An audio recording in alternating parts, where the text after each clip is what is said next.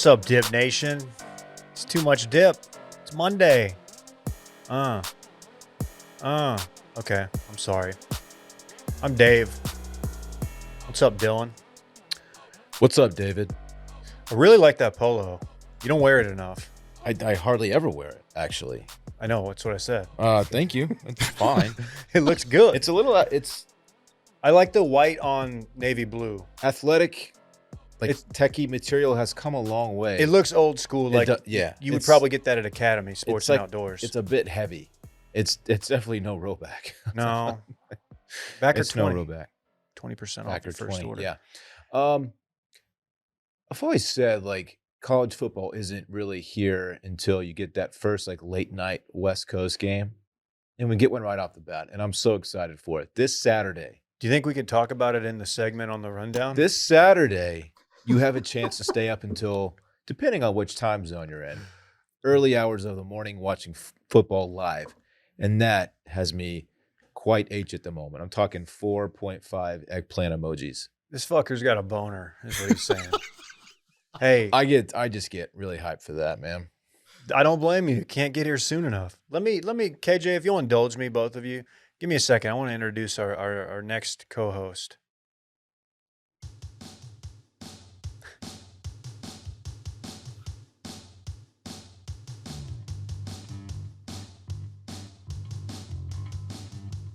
KJ Ellis.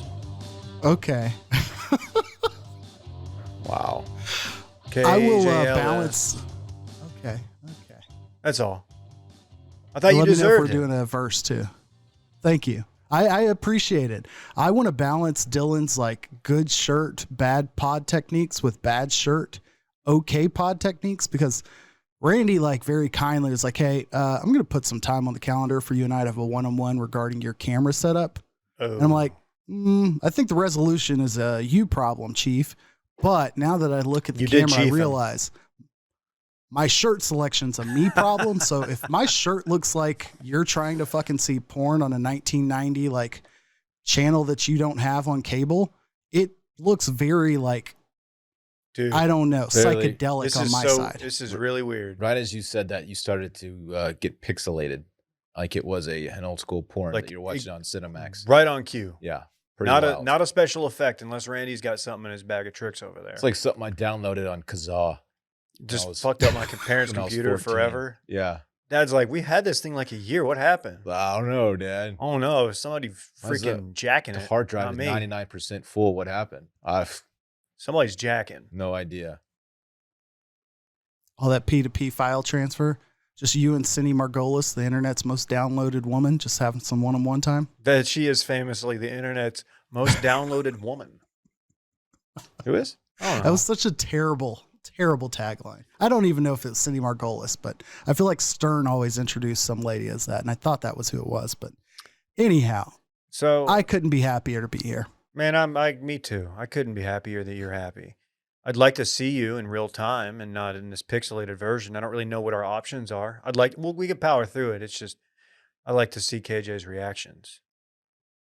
Maybe it'll just fix itself. That's how problems usually work. See about it. Just wait till it goes away. I've got a life update. Okay. I'm alive and well, but Okay. I didn't bring this up on Circling Back, mainly because I forgot. But a number of you have reached out. A couple people even sent me coffee mugs. And there it is. KJ's back. The reason why that's significant is because I've been drinking coffee from our Keurig machine. No, it's not a cure. What is it? Nespresso? Yes, Nespresso. It's pretty good. However, Recyclable pods. in my intermittent fasting, which is a thing, look it up. I've learned that drinking black coffee, hot coffee, is a little too acidic for my empty stomach. For your tum-tum. So I'd like to formally announce I am back in on home brewing cold brew coffee. I'm 100% in. As it is less acidic. As it is less acidic, I think you can do more with it. I'm doing a couple scoops of protein in there, with a little glutamine, mixing it up. Shitting me? Yeah. So I'm back on my bullshit. Oh my God. So if you're sitting there at home and you're like, damn, Dave is fucking on one today. Are you optimized? There is MCT, yes, Don. There is medium chain triglycerides. Is that what you're asking? I don't know what those are, but they sound cool. Healthy fats. Hmm. KJ, thoughts? Blown away, impressed, and I feel like the creamer conglomerate that was at the edge of their seats expecting to have a new member of their crew. The cream crew? The cream crew is just disappointed that you didn't grab their hat. I thought you were going to release the info that you were now back to being a cream boy, but they're disappointed. What if you were in the cream club, but you were also in the math club, so people just called you cream pie? Come on, man. 3.14 with a little thing over it. I am not applauding that.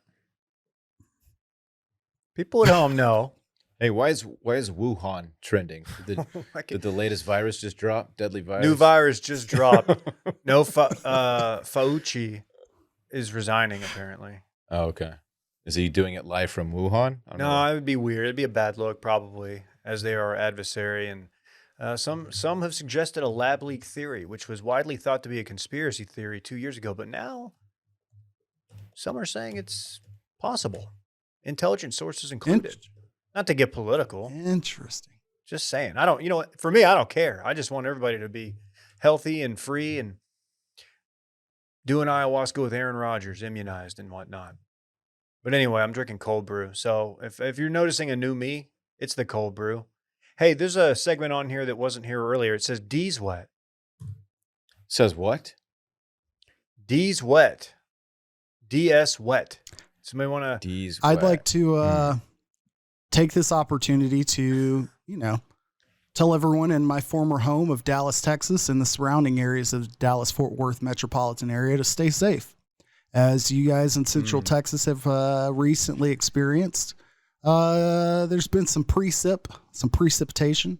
I'll let you defer your weather lingo over to one David Carter Ruff, but there's been some localized flooding throughout Dallas, Texas, and just keep your head on a swivel. Turn around, don't drown. Story of Dylan's life. Man, it just doesn't want to rain here. Today's going to be a wet one. It was supposed to. It had like a 90% chance at 3:00. Now it's down to 23. I'm just want rain. They've botched this forecast the entire summer. Central Texas. I thought y'all got rain. I led into that saying like y'all had rain. I was fully under the impression I've been getting like rain last week, updates, but numerous days in a row were promised and they did not deliver. So we got one good day, and I'll take it. But we need more, man. It is so dry here. It's dry. Dylan can't survive when it's this dry. I want cool weather. I want precipitation. That's what I want. Precipitation, cool weather. Sorry. Yep. Sorry, it's a different podcast.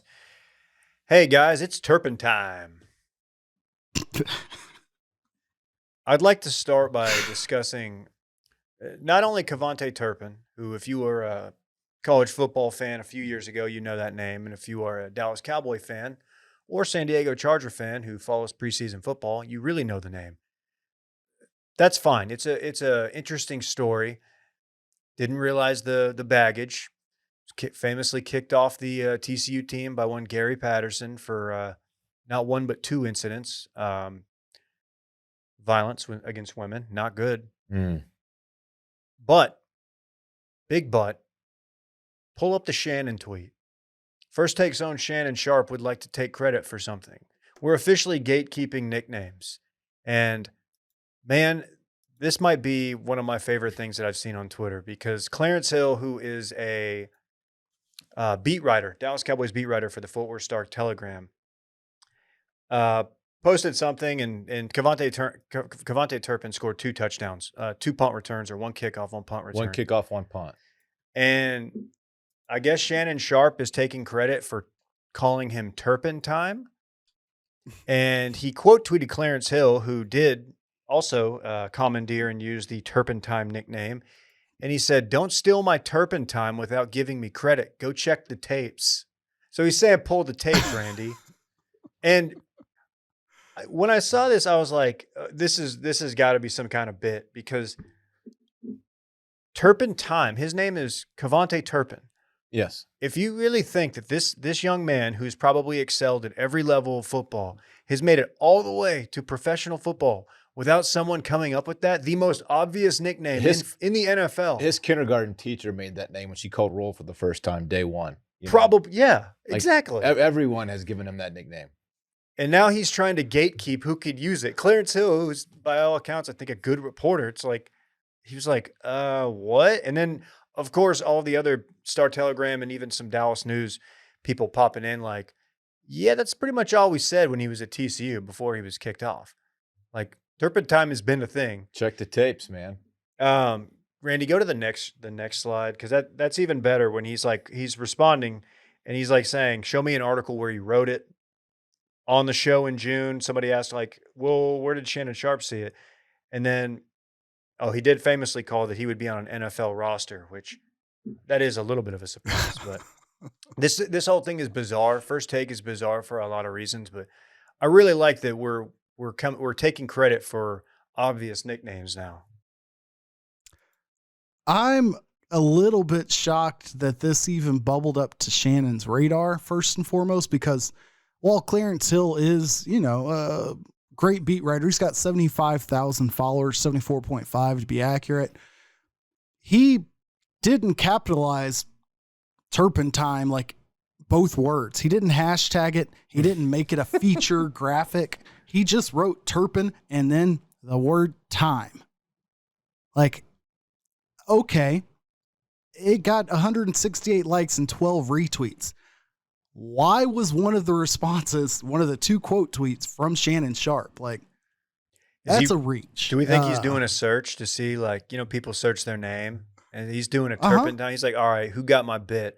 You ever put out a tweet and in your head you're like, someone's probably tweeted this, but at this point, like, who cares? That's what happened here. Yeah. Except for there's no self-awareness here from Shannon. Unless this is an elaborate bit. I just love that the one tweet prior to this, he's referring to somebody talking to him about Tony Gonzalez and he's calling him Gonzo. And as the father of a young child, like seeing anyone refer to anybody as Gonzo, and I have a great friendship, spelling great, GR8, the number 8. I'm like, yeah, me too, man. Gonzo's dope. But he's shifting from that over to Cavante Turpin claims. And I'm like, all right, dude. I'm glad we're here just talking about the nickname. I think I'm gonna just take this and I'm gonna turn this into a bit where I accuse Barstool Big Cat of talking about coffee because he heard about it from me. That's my favorite. People are like, "Oh, dude, Big Cat is doing your coffee bit." I'm like, "Is he? He likes coffee as well? That's crazy." He's been to a Hobby Lobby. I'm such a Shannon Sharpe guy, though. I tend to just want to side with them on this, and you can't because it's so ridiculous. But he's such a likable character. Like, yeah, let's let him have Turpin time. Generally, I'm a Shannon Sharpe guy. Don't really consume First Take unless it happens to be on in the office. But you're a big Skip guy too, right? Skip.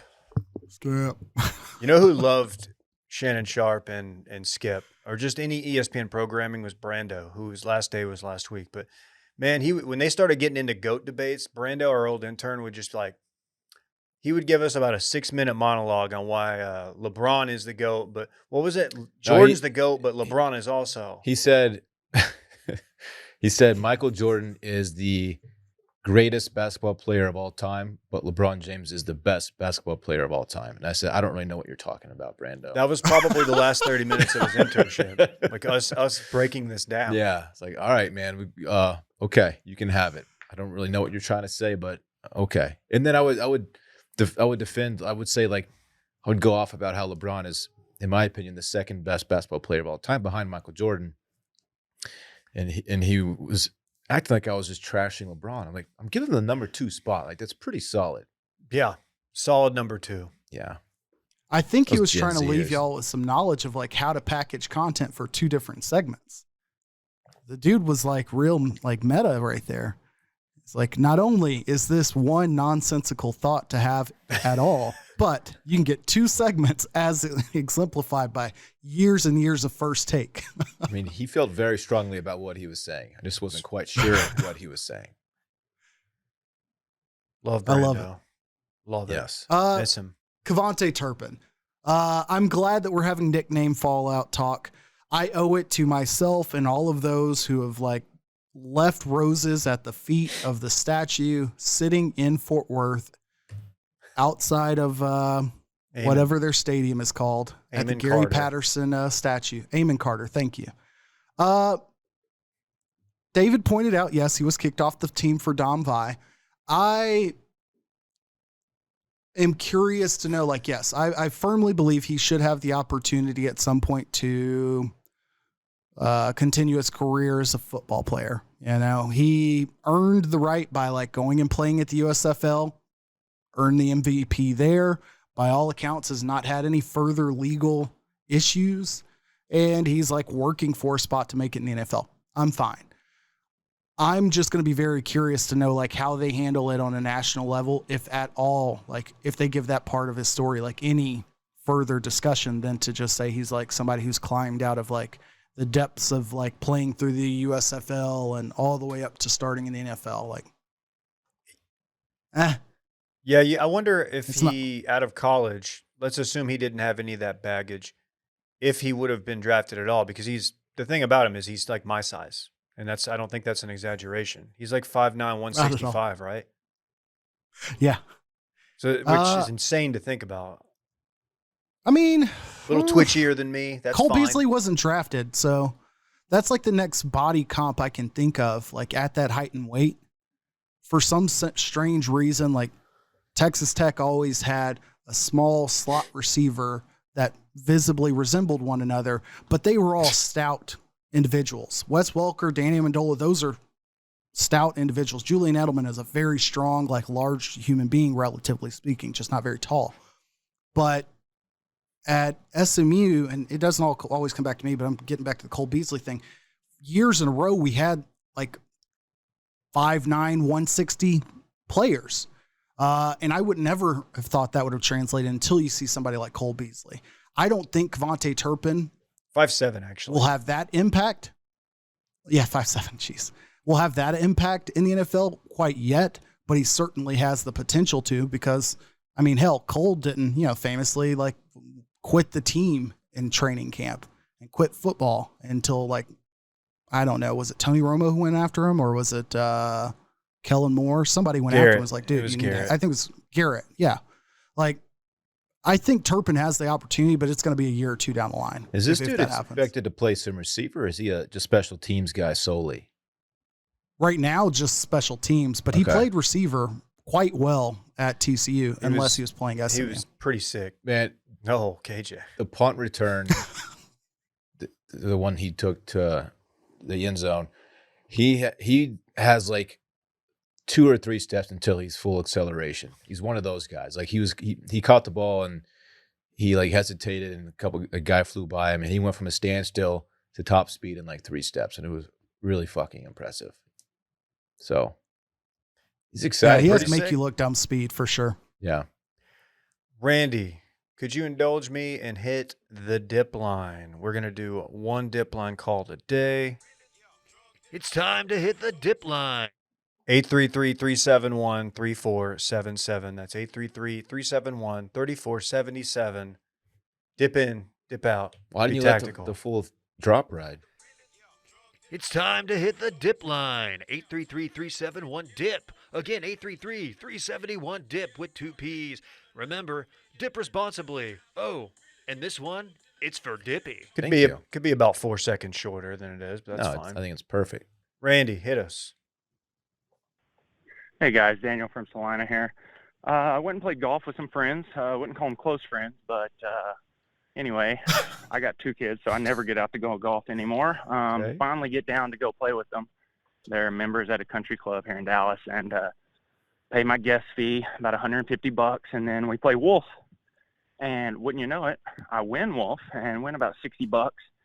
And then at the end of the round, they all just miraculously decide that we're not going to pay out the Wolf. So I feel like I'm a part of y'all's friend group or something, because nobody seems to pay their bets. It's killing me. Anyway, yeah, I got screwed. Not close friends, though.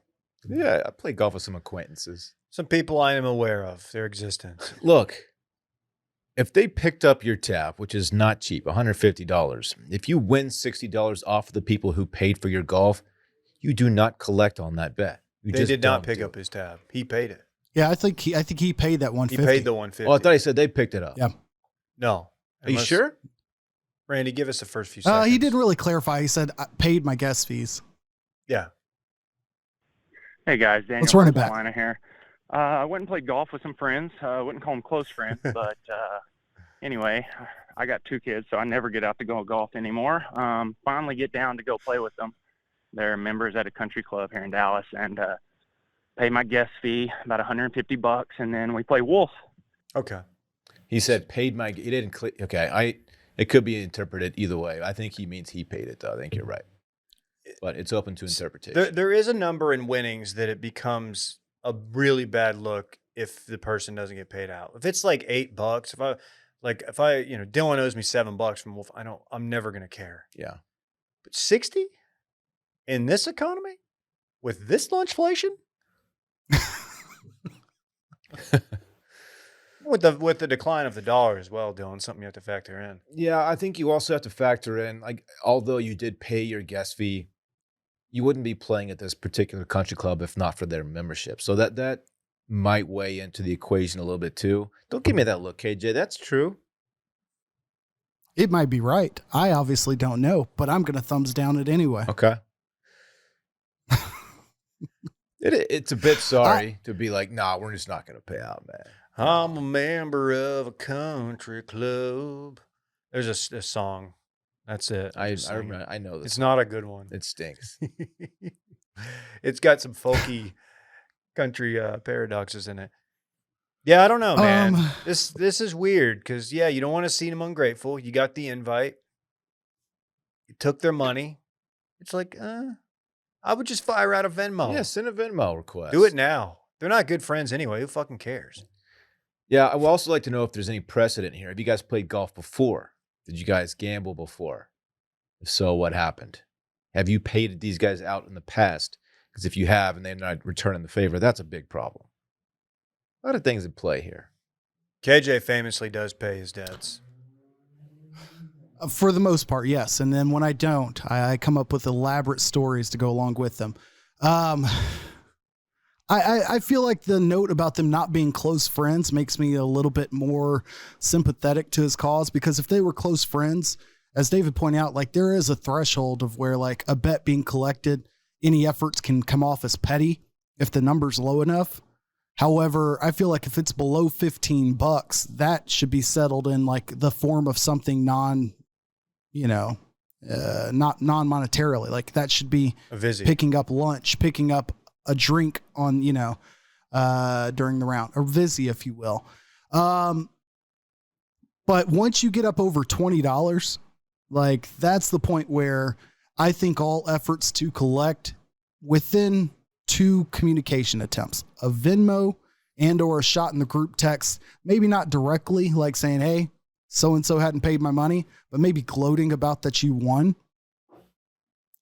I think 2 attempts, anything beyond that, it's a violation on their end and a violation on yours for like playing debt collector. Is it Will that was telling us that they typically, I think he does it with his Michigan buddies, they will wager a golf polo from the clubhouse at the place they're playing, which I think is a really good way to sell it, because it's an immediate like, all right, let's go into the pro shop together. Let's go and I'll pick out my polo. We'll leave. That way there's not like, I wonder if this guy's going to pay me or not. You just immediately like, all right, let's go collect right now. I kind of like that. It's almost like a trophy too. Yeah. Yeah. I really like that idea. It's cool. I like the thought that this guy called from like the parking lot as his buddies are pulling off. Kind of sounded like it. Like no, like the exhaustion as he's like heaving his bag back into his trunk. Nobody's acknowledged the debt. He's like, I've got 2 kids. I don't even like these guys. I don't get out that often. Now I'm down, mentally $210. Not even close Last friends. question on this. If you're paying $150 as guest fees, I assume that includes your cart and green fees, correct? Yeah. Mm-hmm. Yeah.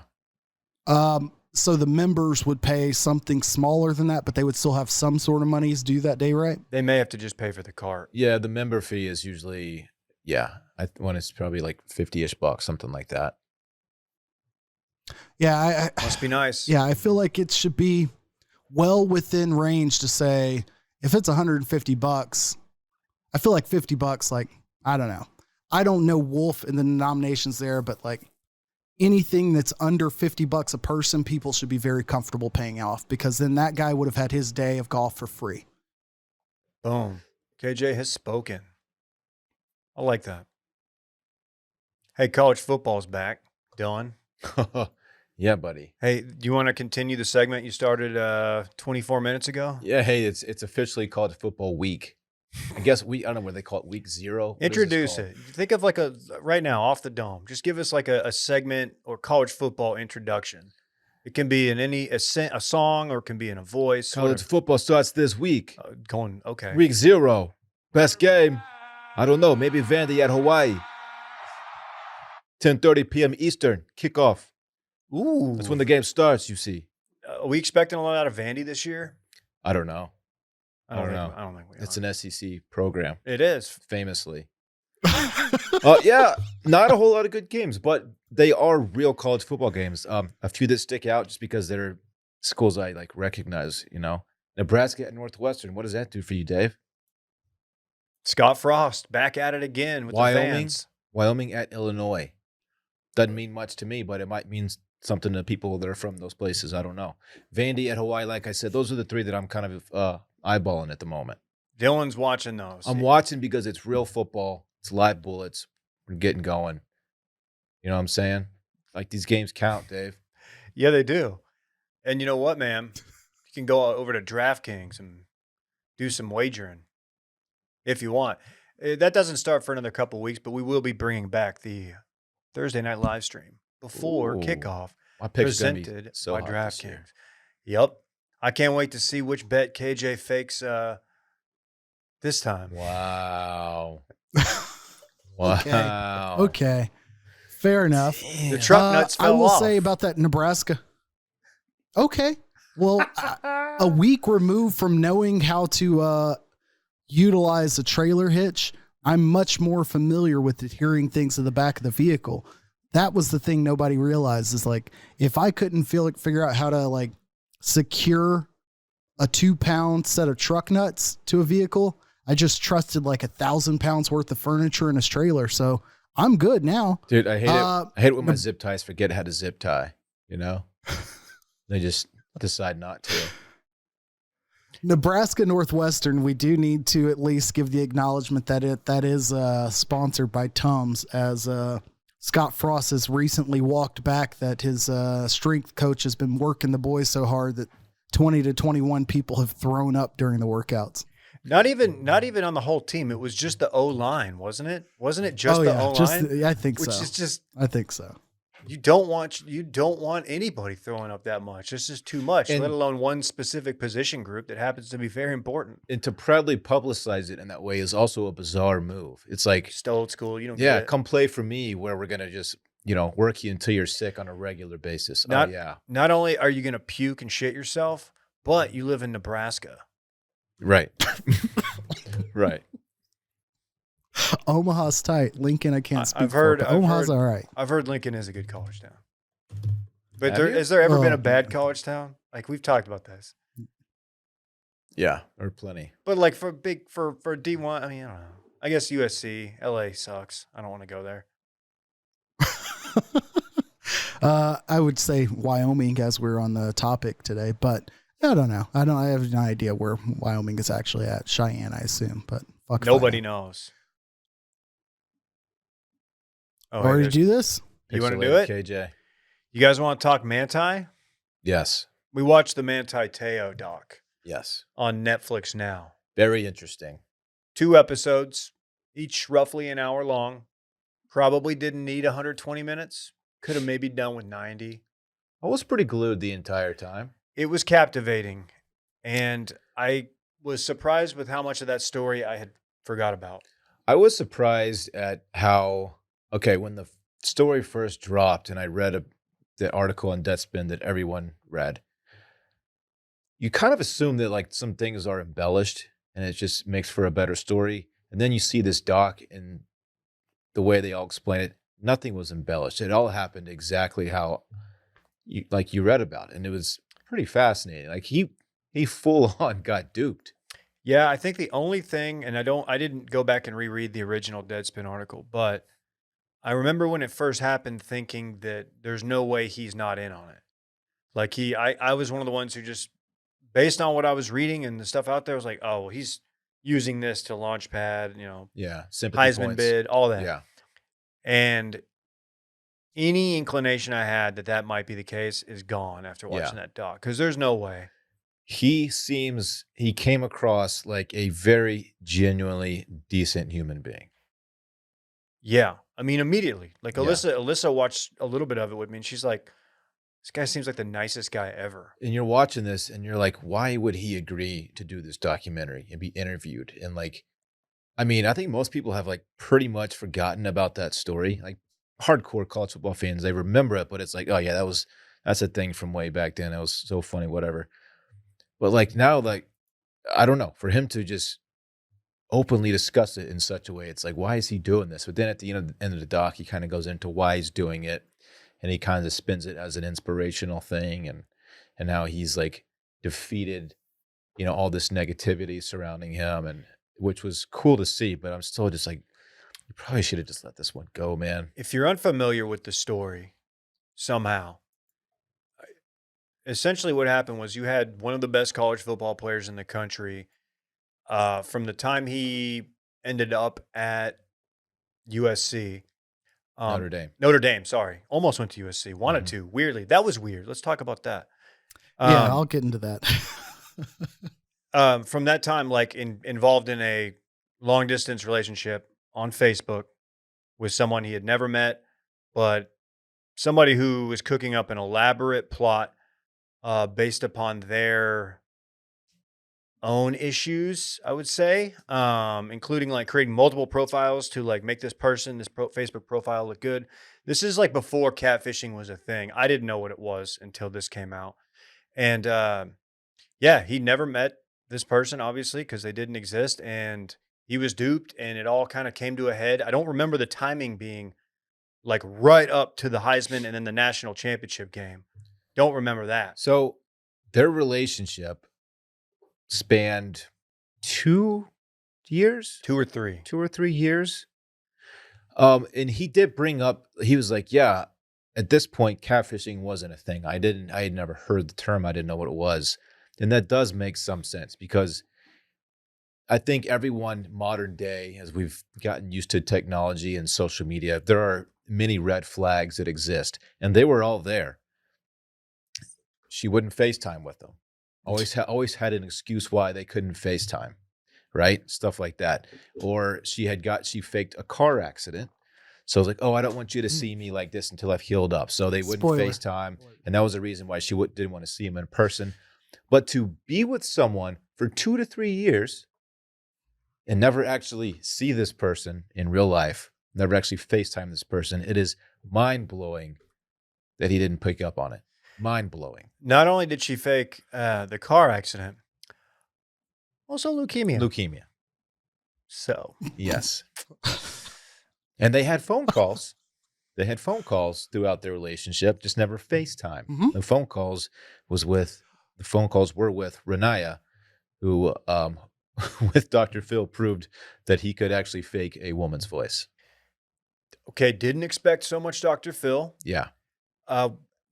When that scene came about, when Dr. Phil comes on camera and we get about a 4 to 5 second, felt more like 2 minutes shot of just his lower torso, just standing in front of the camera before he sat down. It seemed unnecessary. I could use less Dr. Phil dick in my docs. Yeah, I hear you. Okay. In general, did you guys enjoy? Did y'all like the overall review? Thumbs up. I really enjoyed liked it. Yeah.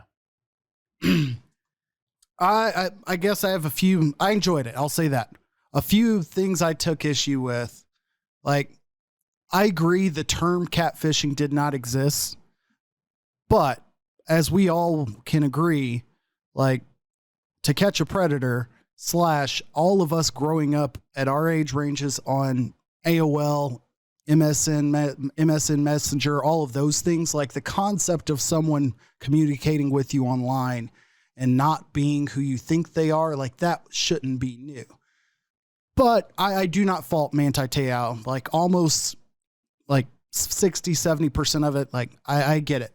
I think that there were a couple things that they didn't really highlight to like help clarify like how easily this was for him to like be duped, was like his obsession with football and his obsession with like everything else outside of this is a distraction. I think we understand that there are those psychopaths out there that like need to be all in and completely focused. I don't think they emphasize that to the audience enough. Like his parents made the statement that he had this rule with girls that like when he's in the zone, like everybody needs to understand that they come second to football or family and faith. Like they said those things, but we also never got an example of any of his prior relationships and that being an issue. Like with the Tiger documentary we watched, we got like that whole backstory of like girlfriends who couldn't adjust to like him being a psychopath and you know, the reasons as to why when it came to relationships. With Manti, it was just his parents said like, oh, he had a rule with girlfriends. Never really saw that example. With the communication on a long distance relationship, I think through that freshman year and like through that next summer, I can get it.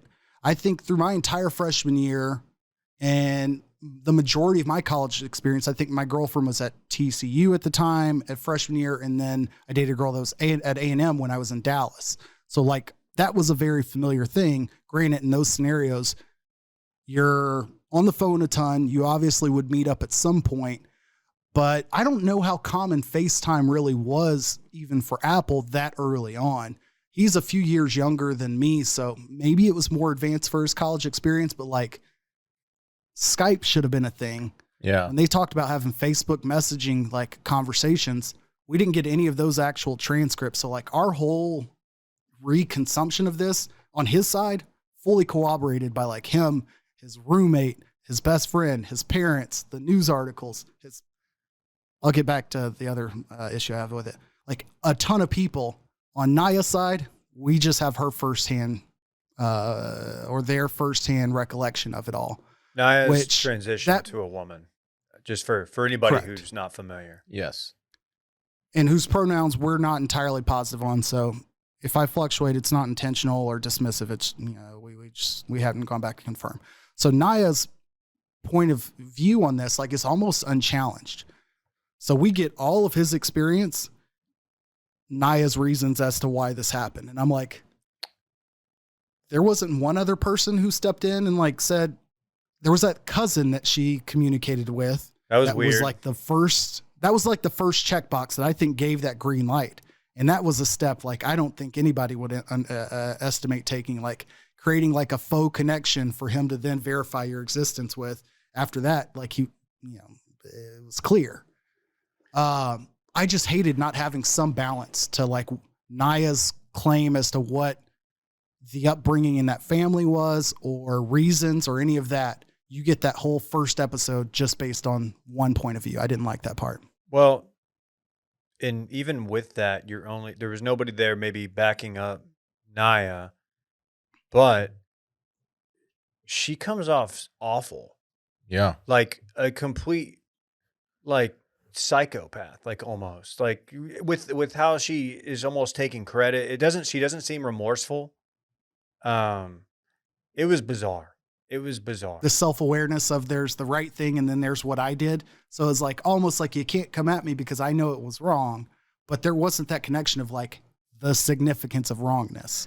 Yeah, and I mean, in addition to he gets into it in the second episode, the physical and mental toll it took on Manti he said for the first couple years, 2 or 3 years with the Chargers, it cost him millions of dollars because he slid. He would have been a first round pick. The timing of this story could not have been worse for him. I think it started to break. Thought it'd be extortion. He was getting extorted in some way, but it just wasn't. That's just how it happened. It broke right after the national championship, didn't it? I thought it was Heisman's before the Natty, right? Yeah, but it didn't actually break then. Okay. Yeah, you're right. You're right because they were talking. They showed some clips from the. He was like Natty. being interviewed at the combine. Remember? And Yeah, that's yeah, when yeah. that story had just broken. Did I remember this correctly from the show when he was talking about after his junior season whether or not he was going to return for his senior year? Did he get some words of wisdom from Lene? Because I think like basically she was like convinced him to return for his senior year, and if so, this like non-existent girlfriend like basically like changed college football history books. I mean, he played his senior year, had an excellent senior year. Notre Dame went to the national championship, got whipped by Bama, of course. But to just think about how this person who's not who they say they are, like convinced you to like, and that I don't know what his draft altered the course of your life significantly. What his draft stock looked like after his junior year, but wild to think about. When did he end up getting drafted? Late first or no second? Late, he went second. day 2. He went second round. Early second. Obviously, you got to think that it was only improved because I remember being so passionate about thinking like I don't even like Notre Dame. I kind of loathe Rudy as a movie and like the influence that movie and like their cultures had on like who they are in college football. But like I wanted him to win the Heisman that year. I was amped up for that possibility. And when this all happened, I mean, like everybody has their stories, you know, where they were, you know, actually, I won't even take us an H route. You remember your 9/11 day. I kind of remember exactly where I was reading the Deadspin story. These don't equate, but like it was weirdly one of those consuming emotion, like mind blowing things. You're like, fuck, holy shit. Like re-clicking, rereading. It would have been nice to have the author of that in the first episode or some reference to, and like maybe have the added context of like when this story breaks. Do they get into that in episode 2? And I just didn't, and I missed it. If I'm ignorant here, I apologize. They had 2 people from Deadspin in episode 2. They also mentioned that they gave him they reached out to Manti for comment. They gave him 1 hour to respond and decided to run the story after that 1 hour. They gave him 1 hour to respond. Dude. That's not fair. It's not. But, you know, they whatever. were worried. I need to finish episode 2. That's on me. They're worried about not breaking it, but that's not a good enough reason. That's classic modern media, folks. Better to be first than right. 2 other notes from the first episode I wanted to hammer. The female reporter who was sitting at the top of the bleachers awkwardly for her entire interview.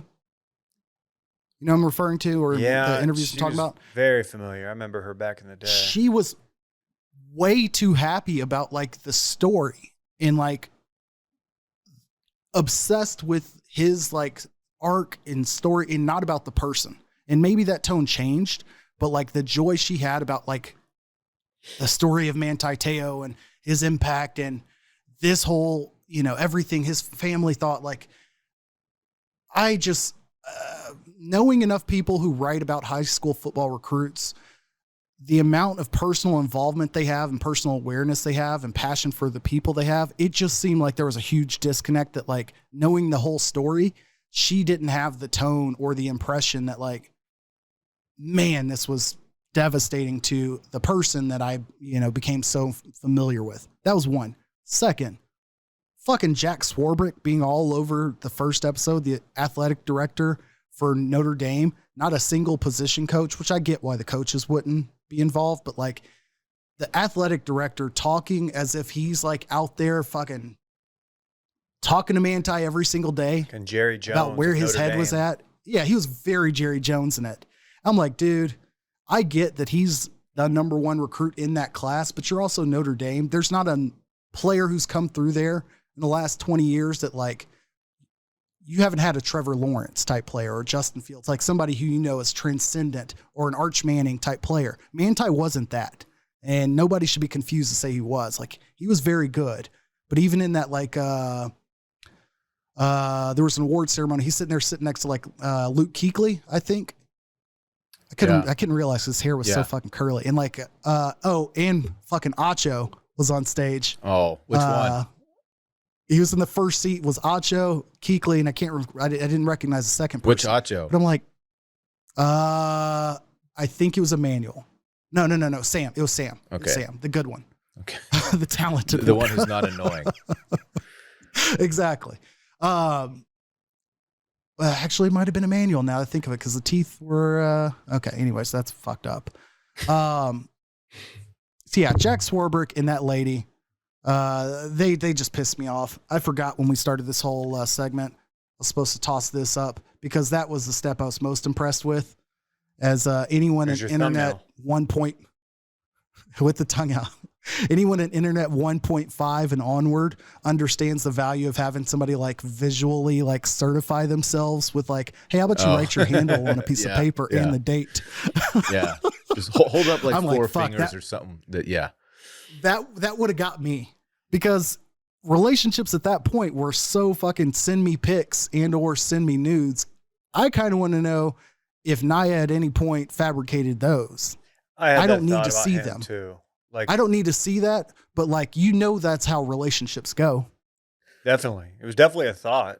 I mean, he had to have thought about that at some point. College students are famously very horny. It's true. It's a horny group. Yeah. A couple of notes here.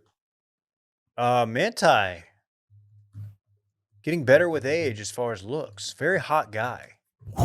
Like from college Manti to like I couldn't early stop thinking 30s. that. Yeah. Like, dude, looking good. No, he hasn't played for, he didn't play in the league last year, I don't think at all. But he's taking care of himself. He looks good for hot. him. Yeah. He does look great, man. There's not a pregame show or like sports media position I would be upset with him in. No. Maybe that's part of him doing this. He needs to just get it. I hope so. I mean, finally taking control of the narrative. It's important. I guess so. Second, the young lady used in the photos, in the catfish photos, Diane. the Lane. Let me just say, I wouldn't be as naive as Manti, but kind of get it. Pretty good looking pics. Does she show up in episode 2? That was on my list No. of like. They don't talk to her, sadly. They don't talk to her, but There's some they footage. reveal her identity. What's her name? Debbie O'Dern or something? Diane O'Meara, something Diane like that. O'Meara, yeah. Which is crazy to me is Deadspin approached this young lady, and she had no idea after all that time. No, wait. Yeah. I think it was even after. When was it? Dude, Oh, yeah. She had no idea. Meanwhile, there are like countless articles about, Manti Teo's girlfriend passing away and all this. And I don't know how it just escaped her this whole time that it was her image that was being used. She didn't know about it until Deadspin reached out like, hey, like he thinks he's dating the person in this picture, right? Which is you. This is like 2012, right? Like 13. 2013. Like one of her friends, Right. didn't happen to see one of them be like, Isn't that you? this is funny. They used your photo for this. Like Yeah. that's wild to me. Yeah. Have y'all ever had that experience of somebody who know's like Facebook profile picture gets scraped for like clickbait at the bottom of a page or something? Because I've seen that. Not even like anything provocative or anything across the line, but like just generic clickbait. And I'm like, oh, I know that person's face. Dylan, his face has popped up on dating app profiles that are not his. That's happened a few times. Yeah. Also, Weird. someone has tried to catfish me before as well. I remember that. Yeah. Weird. None of those things have happened to me. That's odd. I'm not going to publicly announce like having written letters to people, persons that I met on AOL as a child, but whatever, it happens. I have 100% AOL instant message with someone I thought was a young lady in my demographic that was definitely an old guy. That's something that happened when I was probably 10 in early internet years or 12. It's just a rite of passage, Dave. It really is. I'd like to meet that guy. I'd like to shake his hand. I want to shake shake his hand. Oh man. All in all, Manti comes out good guy. I feel everybody now is like feeling remorseful, like, oh, we should have not memed it. We're kind of mean, but that's kind of where we were. And Deadspin was really good at that kind of shit. Deadspin was really good at breaking that stuff.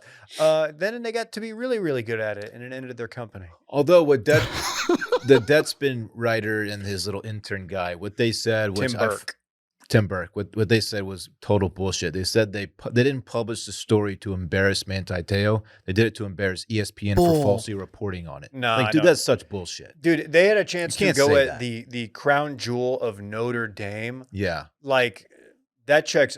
They're like, we didn't have any idea how much blowback he was going to get for this. This is all about embarrassing ESPN's reporting on it. Like, no, that's not how this works, pal. Yeah, I thought that was a little rich too. Any parting thoughts from Manti? Good dude. I agree with you. I'm glad the documentary was made because it has revised my memory of how I don't think I accused him of anything, but coming out of this, I feel much more like, damn, I hope he ends up back in the spotlight. And maybe not on a DC Talk cruise, like Talk series or something. Did you say DC Talk?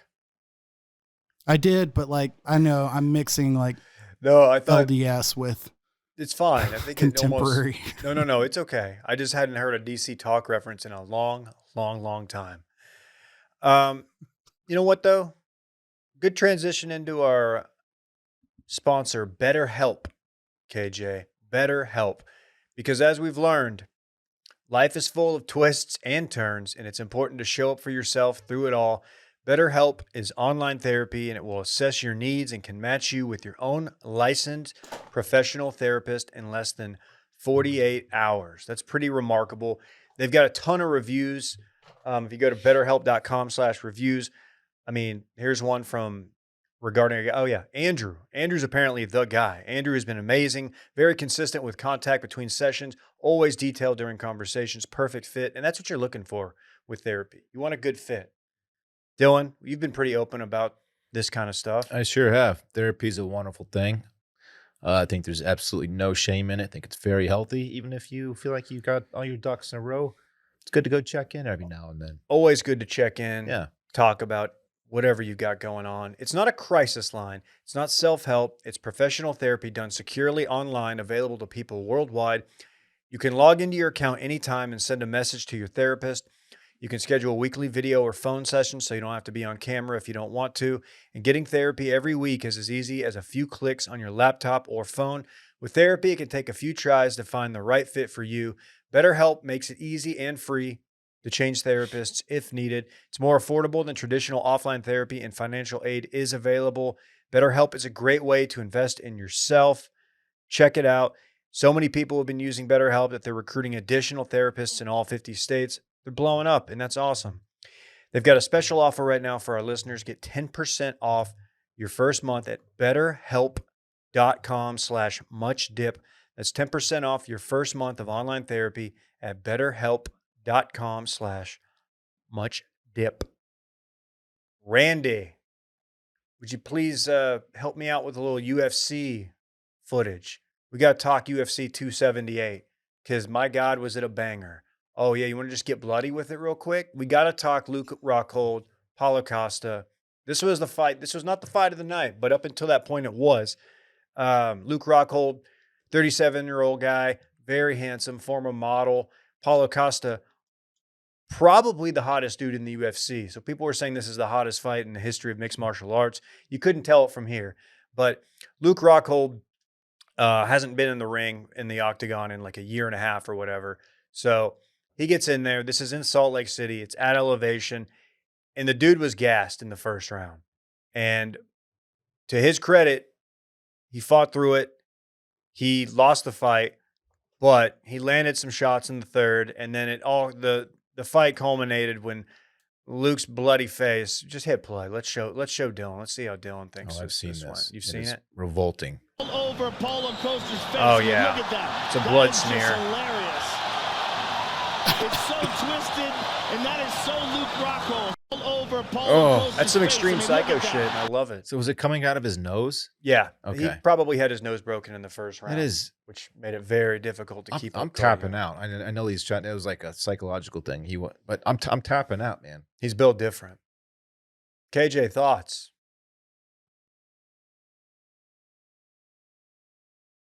We've lost KJ's audio. Oh no. That's all right.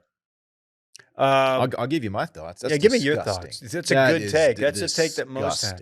Is that a good move though to go out like that when you you're going to lose the fight on points? Oh, that guy was losing? Yes, Luke Rockhold was losing, and he knew it too.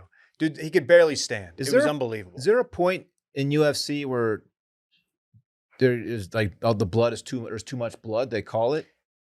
That's probably happened. Like no, if you have a cut that is just gushing blood into your eye, they will definitely cut it. So if there's just a water fountain of blood coming out of your nose, they don't call it, obviously, because that's what's going on there. No, they let it go. I mean, as long as you are fighting back and it doesn't look like you're not seeing bone or something, like, yeah, they'll let it go. But no, that was a good fight. That was a really good fight. But the fight of the night, Kamaru Usman, who we discussed last week briefly, from Arlington, one of the Arlington high schools. Bad dude. Winning the fight, 5-round fight, fighting Leon Edwards, Jamaican-born, lives in England now, trains out of England. And you've got Kamaru Usman doing what he does, controlling it with wrestling. He's become a better striker, and he's winning. It's like 3 rounds to maybe 1. So 3 rounds to 1 going into the final round. And you get to about the last minute of the fight, and Leon Edwards fakes a right. Kamaru Usman crouches. Randy, if you could hit us with it, and goes right into a head kick, KO, flatline. First time he's ever been KO'd in the UFC, and it was insane. The cloth from which he is cut. That is a the cloth from which he Watch him fake. Boom. Leans over right into it. Damn. Pretty nasty. Usman lost. Yeah. It was a shocker. Major upset. Leon Edwards is a good fighter. I don't think a lot of people thought he had the chops. They fought before, and there were no knockouts. Usman won in 3 rounds. But shocker. And it was really sad because, like, Usman, his family was there, and, like, there was reports, like, his young daughter, like, crying and having to get carried out. Man. Makes me wonder why anybody would ever bring their kids to something like that. Can't do that. When that's always a possibility, or it's a possibility. Just them seeing anybody get KO'd, flatlined like that. Pretty scary. God. But, man, that rematch is going to be a banger if and when it happens. Shout out to Leon Edwards, dude. That was really cool. He was very, very his post-fight speech was awesome. Like, it was very cool. It was, almost get you teary-eyed. He grew up in a wooden shack in Jamaica, and now he's the UFC champion. Good for him. Very sick. Very sick. Did you guys see the Brady and Gronk news? Oh, go ahead, KJ. I'm sorry. I was just going to say, do you think there's any chance he drew his inspiration to be successful in this fight from my belief in him and really going into it thinking, like, if KJ believes that I can get this done, then maybe it can be real. Did you call this? Notoriously. I can't say that I confidently called it as if I knew anything, obviously, but I did say this does seem like the type of trap fight that, not a lot of attention going into it. It's in Salt Lake City. It's not like that has anything to do with it. What's but that mean? You're fighting at altitude in front of a weirdo crowd.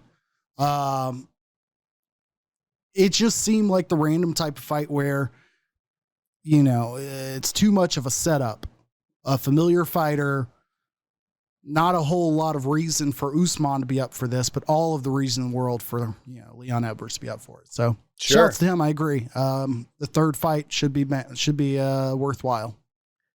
Did you guys happen to see the Brady and Gronk news over the weekend that came from UFC tie-in from the Gronk cast? You guys into the Gronk cast? You can watch your UFC fights with Gronk and friends talking football or talking. Is it just all of the Gronks talking fighting? I did not know this was a thing.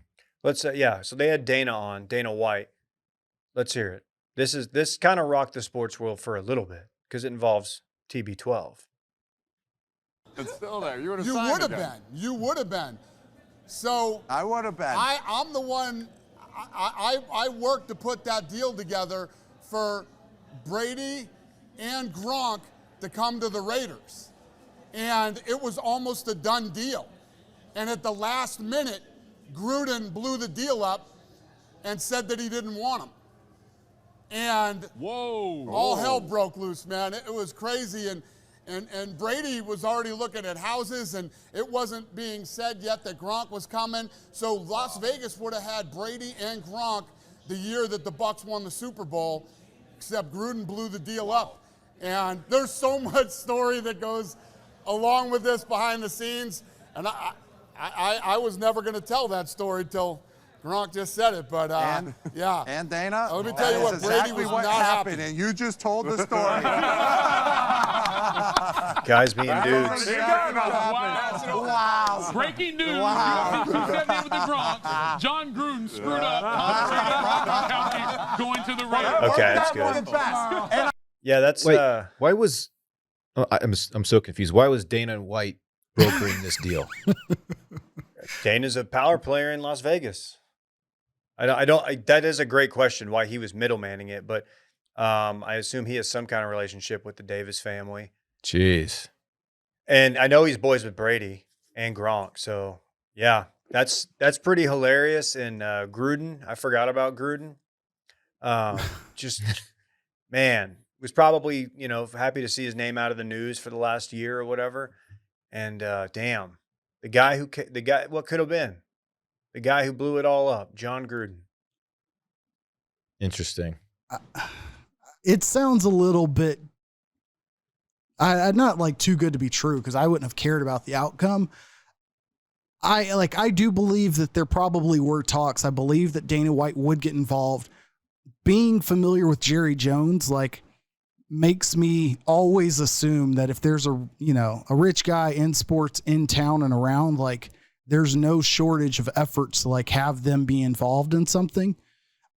Dana White seems like the type that would love to meddle with anything going into and out of Las Vegas.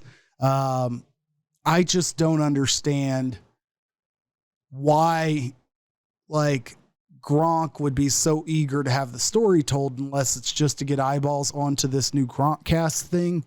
Which worked. And that's what makes me suspect of saying Dana saying this was a done deal and then it got blown up, as opposed to Dana floating that he could have some discussions and Gruden not really showing much interest in getting it going. I think that's two different characterizations. So I'm just suspect that this is ink was about to be put to a paper type thing. I will remind you that Brady was on, what is LeBron's show? The barbershop show? Mm-hmm. Brady was on, and he didn't say what team it was, but there's a clip going around of him being yeah, there was one team that wanted me, and, they ended up sticking with their quarterback, and I think he says something oh, you're sticking with that motherfucker? So now everybody's oh, he's talking about Carr. He's definitely talking about Carr. I love that. I do too. Anytime Carr gets dunked on is a good day for me. Yeah. That's amazing. I just love the line that didn't that probably sounds all too familiar to Dylan is the Brady was looking for houses in Vegas. That's always the rumor mill line anytime around Austin. Yeah, Saban famously was looking for houses in Spanish Oaks, Dave. That's right, man. Got shooters out there. Mm-hmm. All right, let's party and let's get out of here. This is the part of the podcast where we not only party, but we talk sports. Ooh. Speaking of Brady, that O-line shredded in Tampa Bay. Yeah, they lost center Ryan Jensen several weeks back, and I guess this new one is, new. Guard Aaron Stinney out for the year. Out for the year with the knee injury. Not great, especially when your quarterback's 49 years old. You'd like to see somebody protect him. That interior O-line not looking strong, Dave. You want to Quinn real quick? Let's Quinn. Talked about it on Circling Back because I was so excited. Quinn is your starting quarterback for the University of Texas Longhorns. Heisman plus 5,000. I know KJ's excited for that. Yeah, Brett said he sprinkled a little bit on Quinn plus 5,000 to win the Heisman, and they are simply not going to win enough football games for him to be an actual contender. If they win 10 games, he's a contender, right? Yeah, they have no chance to win 10 games. I would be very happy with 8. Very. Okay. Speaking of injuries, Quinn. Ole Miss's Matt Corral, formerly at Ole Miss, Carolina Panthers, out for the year. Same foot that I guess he hurt against You hit that against Baylor, right? Yeah, in the Sugar Bowl, if I'm not mistaken. Mm-hmm. Tough scene. I like it. He was fun as hell. That sucks. Baker got named starter today, though. Did he? Yeah. That's fucking. I know KJ had his money on Darnold. I don't understand where he's going to end up, and I want to keep an eye out on Ryan Tannehill's stock in Nashville. Because Malik Williams is looking decent. Dennis Rodman looking good as well. Gonna go middleman the deal with Russia, with Putin. Gonna get Brittany Griner back. Thoughts? We're sending the worm? We're sending the worm. Okay. Hey, if he can, that's all you had to say. Happen, that's great. That's all you had to say. And I was for a second confused that Dennis Rodman famously did what was it? Not Double Time, but the movie with Jean-Claude Van Damme, not with Steven Seagal, who was notably a Putin. No, it's like Double Trouble or something stupid like that. But yeah, if it was Steven Seagal that was in that movie, I'd have more faith in this happening, since Steven Seagal could get it done. But go get it done, Worm. Steven Seagal, famously a Putin apologist, actually. Exactly. Aqib Talib stepping away. What happened here? What did I miss? He's old, isn't he? Stepping away from his Amazon deal. KJ? Oh, yeah, you missed this last week. He was I don't. Aqib Talib is attached to an Amazon Thursday Night Football will be on Amazon featuring Troy Aikman and Joe Buck. But Aqib Talib was, I believe, going to be in the pregame involvement, some sort, maybe halftime show. But unfortunately, he was involved with a fight at a 7-year-old football game for 7-year-olds, youth football game in South Dallas in Lancaster, in which Aqib Talib's brother, Yaqub Talib, I believe, shot a man in broad daylight in front of his children. Wait, I've seen this clip. Yeah, he killed him. I didn't know that was his brother. Yeah. And yeah, Aqib was also in the video, and he started it apparently. There was discussion about whether or not he was on pulled trigger or not, but his brother's been arrested and charged with murder. Jeez. So TBD if Aqib's going to get any charges. But stepping away is about as nice as that could be titled as possible. Terrible situation. He's politely rejecting the bag. He's saying, no. We'll have more on this next week, but the tour, in an effort led by Rory and Tiger, are looking at some elevated events to try to compete and curtail the Live Tour. On the table, and there's nothing else out there that I've seen. I need to go listen to the No Laying Up pod on it. Stadium events, one-day stadium events with tour pros, and I don't know what that means. I don't know if that means like trick shots. I don't know if that means it's wild, like pitch and putt in the stadium. I don't know, but they're looking at everything. So we'll see. They got to try something. They do. You didn't hear about this in your recent golf outing with any trick shot aficionados? No, they keep that stuff close, man. They don't really let me in on it. I kept asking them to do stuff, and they were like, dude, no trick shots today, just vibes. And also shout out to Sam Bennett, our friend at A&M who won the USAM yesterday. Goatee and all. Gig 'em. Give him a gig 'em. T-Man look-alike. Gig 'em.